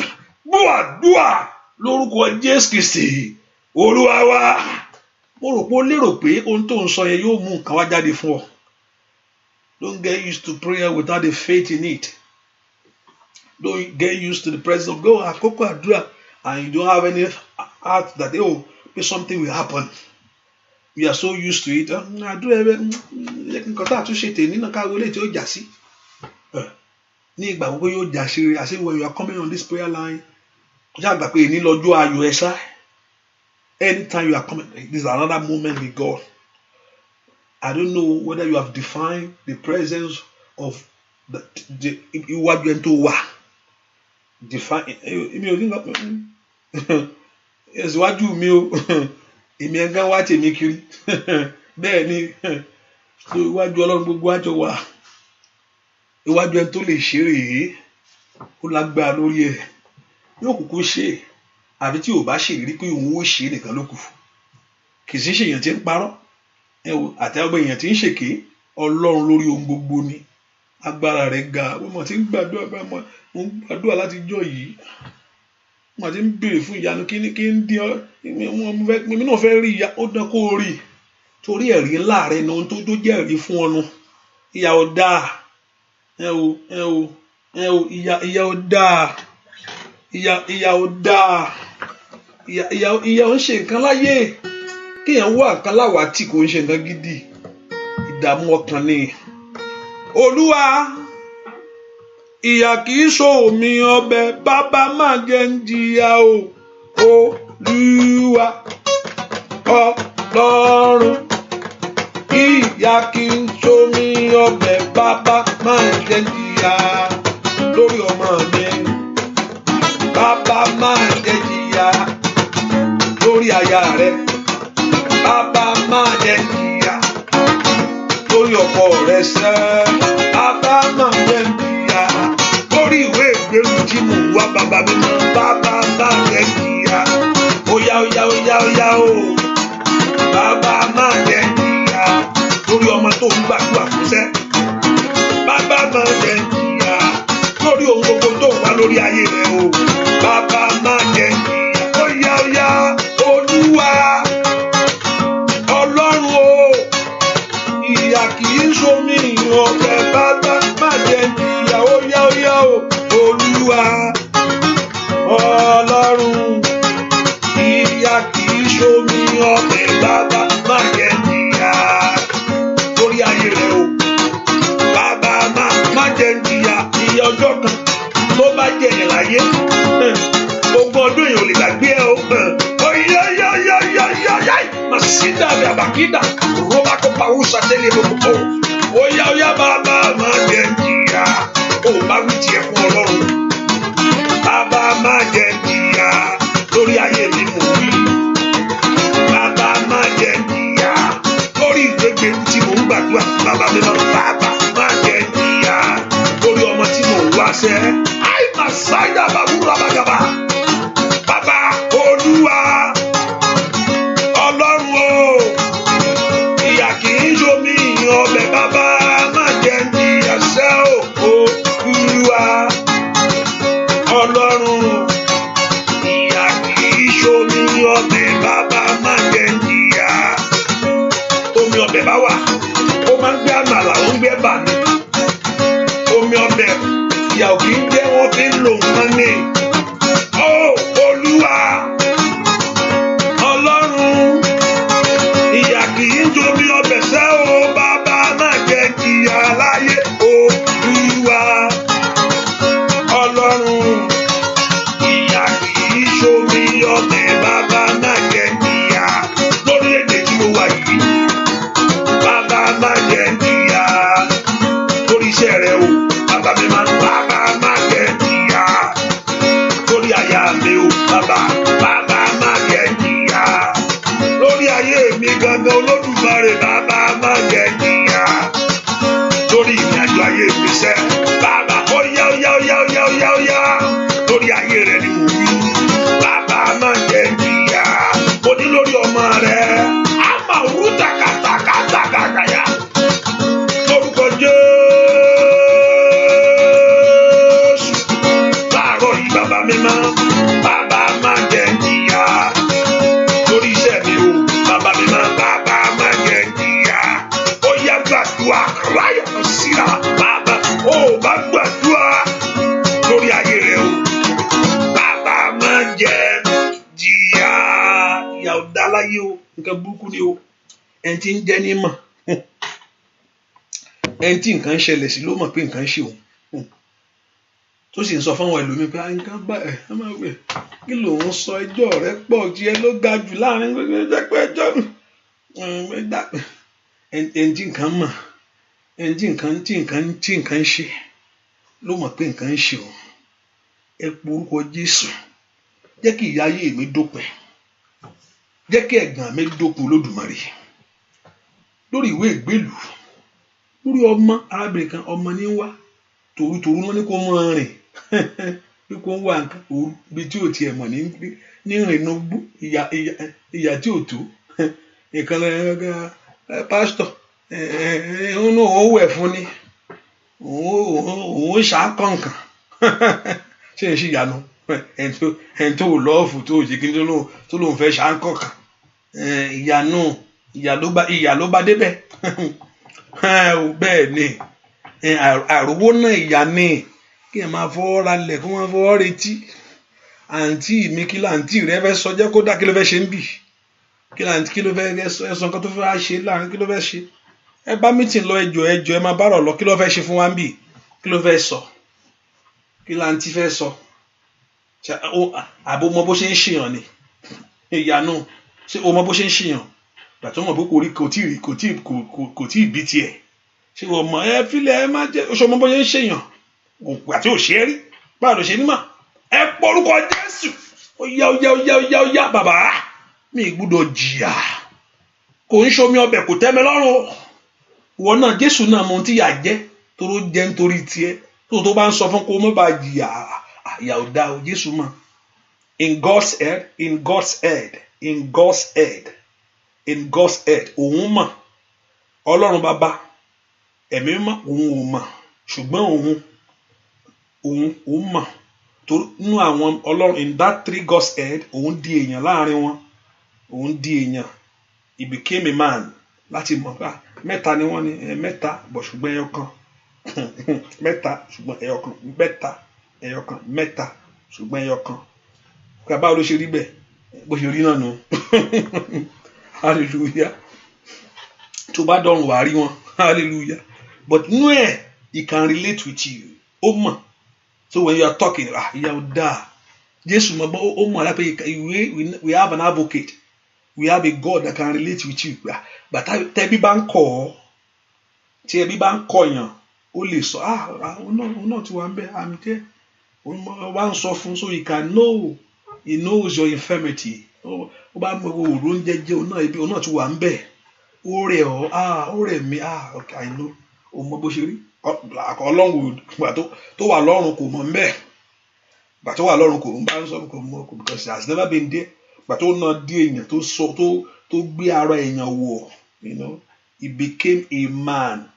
Ó ti exist before the foundation of the world. He is the word of God. Ọ̀rọ̀ Ọlọ́run ni, ṣùgbọ́n ó wá envelope ara ẹ̀ pẹ̀lú flesh. Ó wá envelope ara ẹ̀ pẹ̀lú flesh. So wá sínú ayé, ó wá ọ̀rọ̀ Ọlọ́run ni, kò lè wá bẹ́ẹ̀ yẹn. Gbà tó ṣí ògo rẹ̀ fún àwọn ọmọ ẹ̀yẹn, wọ́n lè wò, wọ́n dojú bolẹ̀ ni wọ́n lè wò. So tó bá wá bẹ́ẹ̀ yẹn kò sẹ́ni tó máa wò ó. Tó bá wá bẹ́ẹ̀ yẹn kò sẹ́ni tó máa wò ó. Tó bá bí Ọlọ́run Jésù bá wá bẹ́ẹ̀ yẹn kò sẹ́ni tá lè wò ó. Gbà tó ṣí tó gbé ògo yẹn tó mú tójú yan bí iná, gbogbo wọn dojú bolẹ̀ ni, wọ́n dojú bolẹ̀ wọ́n lè wò ó. So tó bá wá bẹ́ẹ̀ yẹn kò sẹ́ni tó máa lè relate pẹ̀lú ẹ̀. So he cover himself with flesh, so he can relate with you. So bó sọ pé mi èrò ń jẹjẹ yẹn, ó mọ̀. Ọ̀rẹ́ kọ̀ mí, ó mọ̀. Wọ́n tà àwọn èèyàn fẹ́ ta ọ sógun. Ó mọ̀, wọ́n tà sógun èèyàn.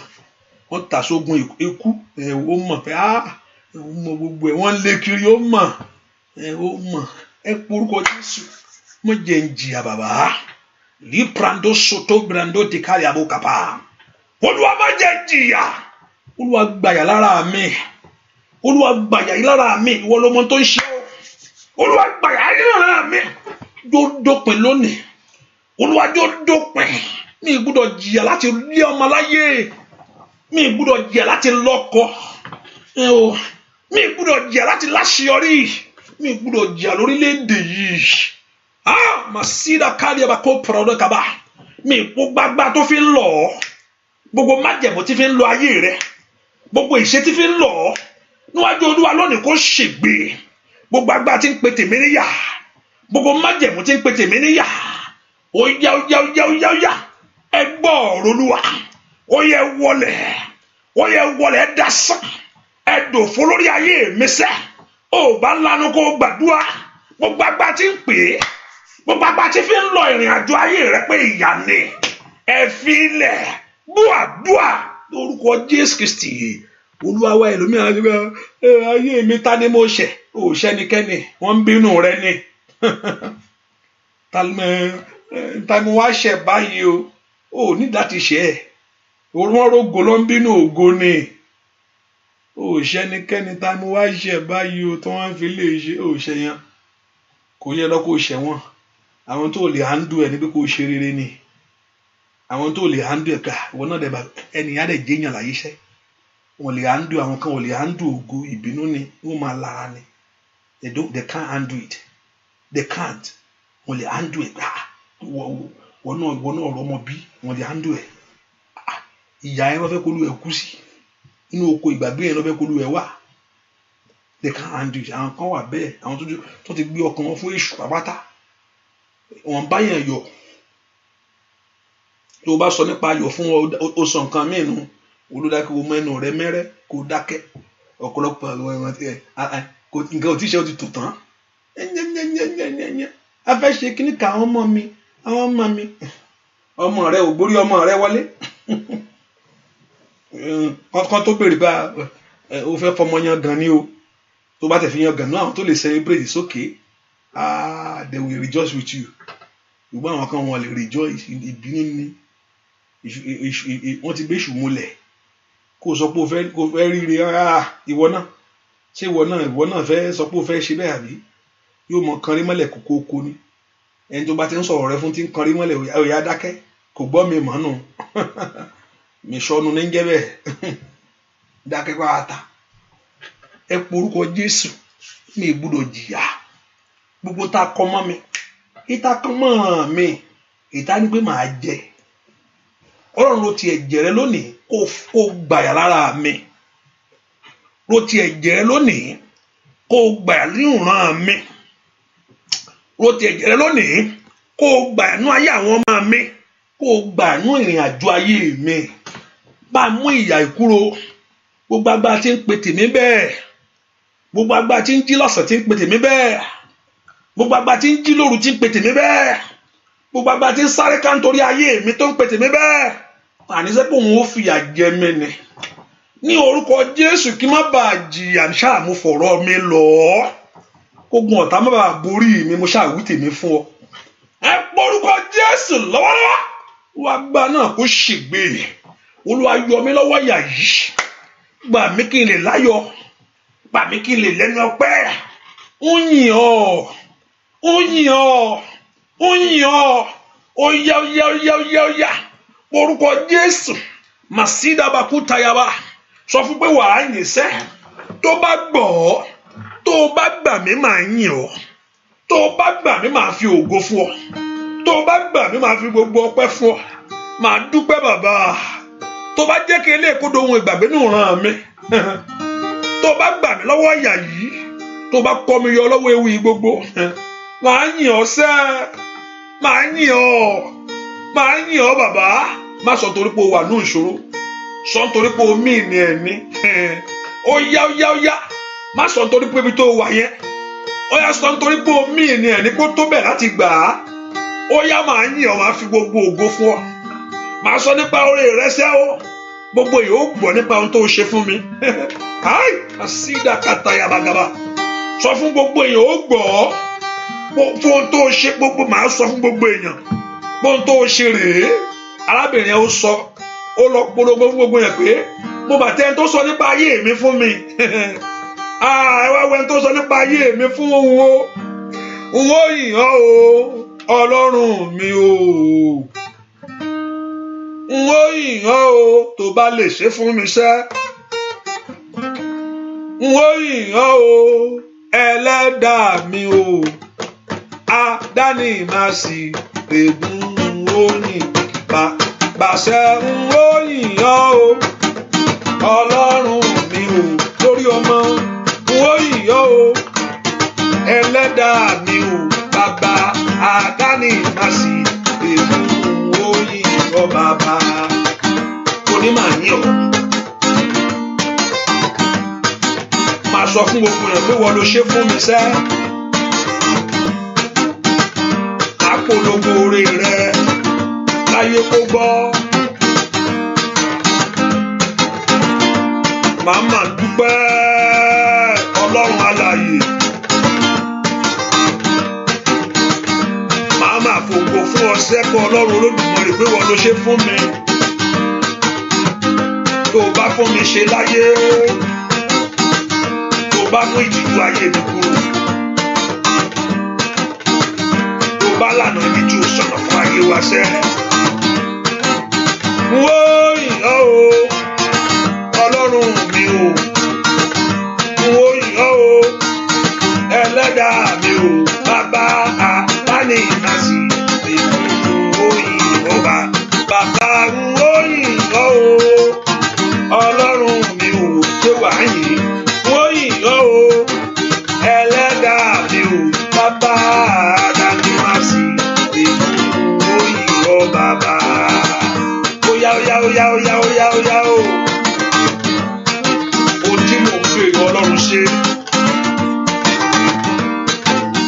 mo táyé sọ pé ó ti parí Ọlọ́run dáwọ́lé bá ń parí rẹ̀ sẹ́ mo táyé sọ pé ó ti tán Olódùmarè bẹ̀rẹ̀ rẹ̀ lórí ayé wa sẹ́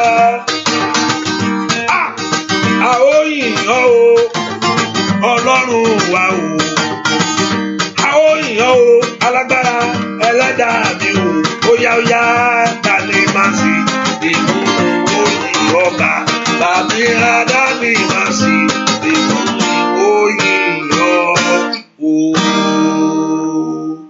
Kò sóhun tí a tó wò lónìí tó ń wà ní ayé ẹ tí Ọlọ́run ò lè sọ dohun ìgbàgbé. Name it, mention it, tí Ọlọ́run yóò lè yanjú. Tó bá sì pinnu ọkàn rẹ̀ pé òun ó ṣe fún ọ, kò sẹ́ni tó wá dá dúró.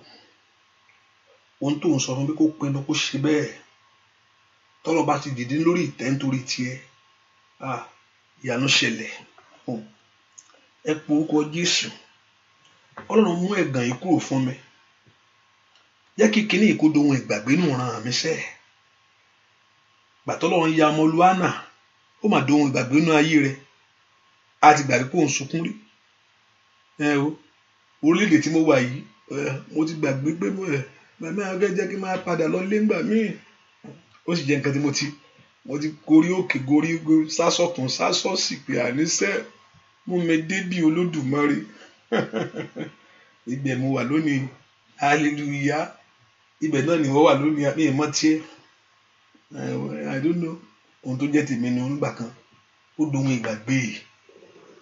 Ó dohun ìgbàgbé, àbí bó la wà lénìí. Ó dohun ìgbàgbé. Ó dohun ìgbàgbé. Ìgbà yẹn tó ní gate embassy gbà yẹn, wọ́n á na olú ẹ̀ bí baranda náà. Ìsìn wọn dà ayé ìsìn táwọn èèyàn ń bùkà pọ̀ náà kì í jẹ́ wà lọ tó láì ní ẹnìkan rí mi lọ́jọ́ kan kọ́kọ́ dé. Pàtó máa rí mi lọ́jọ́ kẹta, orí mi ti pọ́n bí nǹkan mi. Hallelujah. Bẹ́ẹ̀ kó sáré lẹ́ẹ̀kínní ò rí mú. Wọ́n láì ti pàtó wọ́n á dé wọ́n á pe róòlù. Tó bá pe róòlù, àwọn citizen wọn akọ́ pé ìwọ́n tó ti tún sùn fọjọ́ mẹ́ta tó ti mú kókó lè rí láìmù. Orí nọ́mbà mú fún interview. Àtúndọ́ kejì àtúpadà rárá alẹ́. Ṣùgbọ́n olódohun ìgbàgbé lónìí. Èmi ò mọ tí ẹ sẹ́. Ọlọ́run yóò sọ di ìgbàgbé nínú ayé rẹ̀. Ohun tó dàbí kò ṣeé ṣe mọ́ yẹn. Ṣé ọmọ ni tàbí ọkọ? Ọlọ́run yóò wá jáde. Ẹ sọ fún Jésù lọ́wọ́lọ́wọ́. Màá yìn ọ́. Màá sọ pé ìwọ ló ṣe. Màá sọ fún gbogbo yẹn pé èyí ni ẹ̀jẹ̀ mi àtẹ̀rí mi níwájú ìwọ Ọlọ́run sẹ́. Màá sọ pé gbogbo èèyàn pé ìwọ ló lànà àbáyọ fún mi. Ẹ pe orúkọ Jésù jó dohun ìgbàgbé. Ìyanu mi jó ṣẹlẹ̀. Ìyanu mi jó ṣẹlẹ̀. Librado shikeli brando kapauri saida. Ìyanu mi kó ṣẹlẹ̀. Lidari adadu takuda bakushatele bokapayaba. Orúkọ Jésù bí tó wà sẹ́. Olúwa máa ń yìn ọ́. Olúwa máa ń yìn ọ́. Máa gbé ọ ga. Máa fi gbogbo ògo fún ọ. Máa dúpẹ́. Olúwa máa yíra. Tó yẹ kó ohun tó ṣe má sọ ohun tó ò lè ṣe o. Torí ó ràn ọ́ létí. Màtálí àbàkáfà húsàtà. Má sọ ohun tó ò lè ṣe. Ohun tó ò lè ṣe ni kó o sọ. Torí yóò ràn ọ́ létí. Màtálí àbàkáfà húsàtà. Ẹnìkan Ọlọ́run yóò gba aṣọ yẹn lára rẹ̀. Aṣọ ìyà yẹn yóò jáde. Olúwa yóò tú ìró ìyà. Ẹ̀hún táyé oró mọ́ ọ lára yóò tú. Yẹ̀yẹ́ rẹ̀ yóò dópin. Masaida kila bakaida. Lusundi de kitale bako pero saida. Wakale baka pero sateli yaba. Ọlọ́run yóò mú ẹ̀rí rẹ̀ ṣẹ lórí ayé rẹ̀. Dìdẹ́lì àkúntàlí kàtàlì yabo. Mẹ̀sọ́ni de kitale kótàlí kaba. Màsọ́tò ní kitale yaba kọ́tọ́ yá. Sòdí kìtì. Ohun tó wá wá láàárọ̀ ìgbọ́. Olúwa yóò gbélé ọ lọ́wọ́. Mọ̀sọ́ndé lè bako pero saida. Bọ́lá ohun tó wá wá ní àárọ̀ yìí. Olúwa ọ̀run yóò gbélé ọ lọ́wọ́. Anda la bako pero sata. Dìdẹ́lì àkàtìdá bako Paul saida. Yóò jà sí ìyanu. Oya. Lipura katiri pukose katayaba. Mandone katagaba. Ripato kaba. Ire yóò yí ayé rẹ̀ ká. Yóò sì yí ọ̀nà rẹ̀ ká. Bẹ́ẹ̀ ni ó sì rí. Bẹ́ẹ̀ ni ó sì rí. Láì lórúkọ Jésù Kristi. Olúwa wa, àmín. Ṣàmì ẹlẹ́ẹ̀kan sí. Àmín. Mo ní kó ṣàmì ẹlẹ́ẹ̀kan sí. Àmín. Lórúkọ Jésù. Ọwọ́ tẹ ẹ̀nà jáde síwájú Olúwa láàárọ̀ yìí. Lórúkọ Jésù mo ní kó bá ire. Ṣàmì ẹ̀ dáadáa o. Mo ní ọwọ́ tí ẹ̀nà jáde lónìí níwájú Olúwa láàárọ̀ yìí. ọwọ́ náà kó bá ire torí pé ẹ gbẹ́kẹ̀lé Olúwa fún lórúkọ Jésù ìyanu yẹn kó ṣẹlẹ̀ torí pé ẹ wò fún ọ̀nà àbáyọ lórúkọ Jésù ọ̀nà yẹn kó là torí pé ẹ gbẹ́kẹ̀lé fún ìrànlọ́wọ́ lórúkọ Jésù mo ní kẹ́ ẹ rí mo torí pé ẹ gbàgbọ́ fún ìyanu lórúkọ Jésù kẹ́ ẹ rí ìyanu yẹn àdúrà kó jẹ́ fún ọ níbi àdúrà kó rí tiẹ̀ mú níbi àdúrà kó rí tiẹ̀ ń ṣe ò ní gbà lásán ò ní wo lásán àdúrà kó jẹ́ fún ọ àdúrà kó gbà fún ọ ìrànlọ́wọ́ rẹ kó dé ojú ò ní tì ọ́ gbogbo àwọn tó láwọn ń dúró dè ọ́ báwọn ó rí bó ṣe ṣe níwájú wọn kó Olúwa kó ṣe fún ọ gbogbo àwọn tó láwọn ń dúró dè ẹ́ wọ́n lọ pé àwọn wo bí tó gbé gbà níwájú wọn ọ̀nà kó là níwájú wọn ọ̀nà kó là ní orúkọ Jésù kí ààyè kó gbà ọ́ mo ní kí ààyè kó gbà ọ́ ẹnu rẹ kó gba ọpẹ́ ẹnu rẹ kó gba ìyìn níwájú Olúwa ojú ò ní tì ọ́ tí ẹ ò ní bọ́ tí ẹ ò ní gbé ní orúkọ Jésù kó rí ìyanu kí ló tún ju kéèyàn bá Ọlọ́run sọ̀rọ̀ lọ ta lèèyàn tó fẹ́ fọ̀rọ̀ rọ̀ láyé bí kò ní ṣòun kò sọ fún bàbá rẹ alọ́pàá ọmọ I'm very sorry mi ní o àìmọye daddy do you have no daughter I'm very sorry bá mi sọ̀rọ̀ lọ́la kó fọ ọlọ́kọ́ dear I'm very mo sorry gan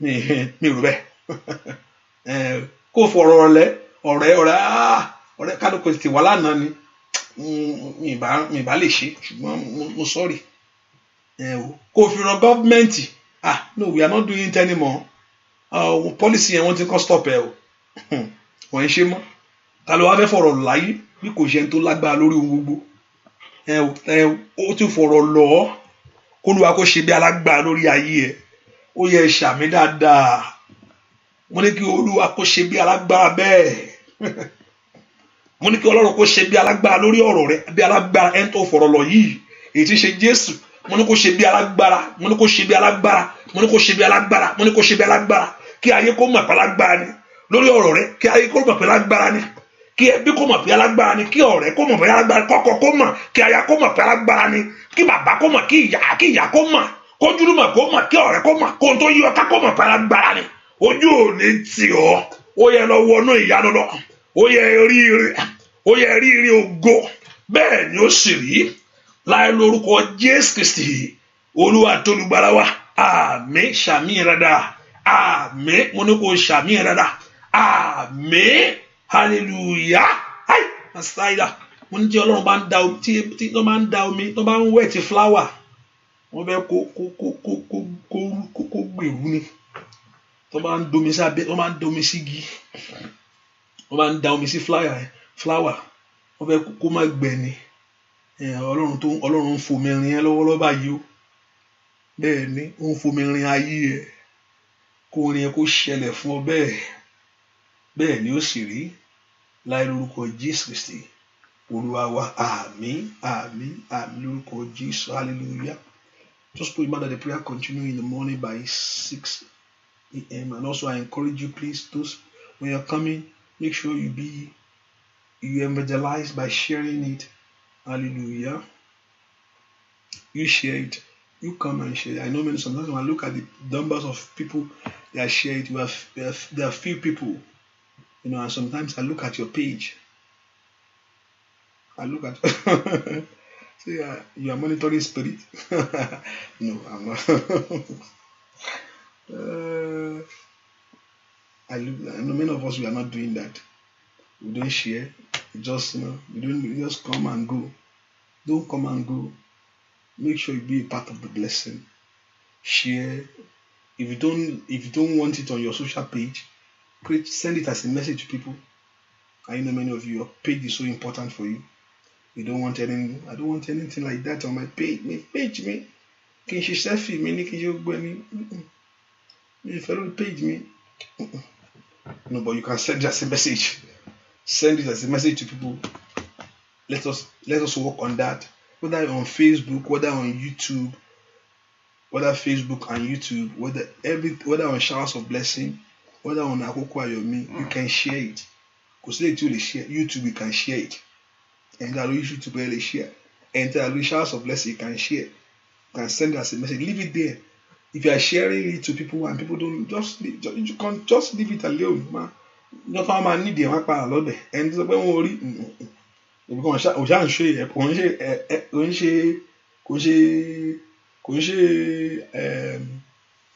ń ṣe ọ̀fọ̀ ló ń pa ìjọ tó tẹ́ni ẹ máa nídìí á lọ bá ń jọ kan kò sẹ́ni tí ò ní gbàdúrà o àbí tó bá ń tan ara ẹ̀ kò sẹ́ni tí ò ní gbàdúrà ó kọ̀ dá kó gbà á rọrùn kó wọ́n gbà nílé kójokójo kò gbà tó bá yẹ kó tí ẹ bá ń gbà á rọrùn yẹn kó máa ń jù yẹn kó máa jù wẹ́rẹ́wẹ́rẹ́ kó máa jù ṣáà máa jù lọ ó dáa.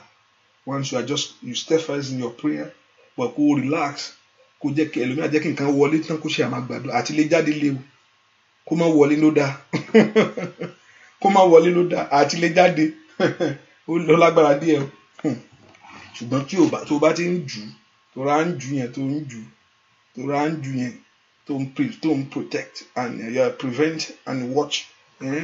Ó bẹ́tà ju pé kó wọlé tọ̀ ẹ bá ń lé jáde come out in Jesus name by leg by head ìyẹn lè díẹ̀ so please make sure you be a blessing to people by sharing that prayer. Let us do the work of evangelism and evangelize. The Lord of God will bless us in Jesus. And also you can support the work of God, which I encourage everyone to do. Be a blessing to things of God. We need your support. It's not free. You can say, oh, Facebook, YouTube is free, but it's not free. Hallelujah. A lot of things that I have to put in I have to use the internet has to be more powerful than other internet. Yeah, I have to get the highest one, and the highest internet is not a free thing. And I can easily get the one freely for myself alone, which is cost nothing. I have to increase it because to power all this thing is not easy internet. So and all this monthly thing there. So just be a blessing to things of God, and Jehovah God will bless you and will increase you for something great in life. Mo gbàdúrà lórúkọ Jésù mo ní kẹrí ìyanu ẹsẹ̀ rí ògo ọwọ́ Ọlọ́run kó kàn yín kẹrí àánú bẹ́ẹ̀ ni ó ṣe rí mo ní ayé yín kó ní àmì fún rere àdúrà kó gbà fún yín bẹ́ẹ̀ ṣe ń jáde nínú ọ̀sẹ̀ yìí ohun tẹ́ gbọ́ Ọlọ́run gbọ́ fún kó wá bẹ́ẹ̀ ire kó kanlẹ̀kùn yín kó wọlé o mo pa ní àṣẹ mo ní ire kó kanlẹ̀kùn yín mo ní kó wọlé o àṣẹ Ọlọ́run ni mo ń sọ̀rọ̀ ní o lórúkọ Jésù mo sì wí ọ̀rọ̀ yìí jáde mo ní ọ̀sẹ̀ yìí ní orúkọ Jésù mo sọ̀rọ̀ yìí jáde mo sọ gẹ́gẹ́ bí àṣẹ ni lórúkọ Jésù mo sì ti wí lórúkọ Jésù mo ní ire kó kanlẹ̀kùn lé rẹ kó sì wọlé mo tún sọ lẹ́ẹ̀kan sí ní orúkọ Jésù ni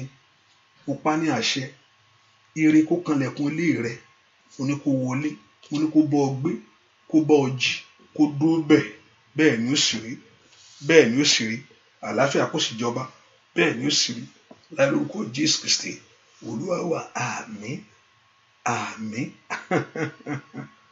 àmín ẹnìkan ọ̀rọ̀ àṣẹ nìyẹn o àmín lórúkọ Jésù ó dẹ́ka yẹ kó lẹ́rìí yẹn bẹ́ẹ̀ ni ó sì rí o láì lórúkọ Jésù Kristi Olúwa wa àmín àmín àmín lórúkọ Jésù. God bless you. So see you by 6 a.m. in English section, whether it's English or Yoruba. So see you. Make sure you are there. God bless you. Bye-bye.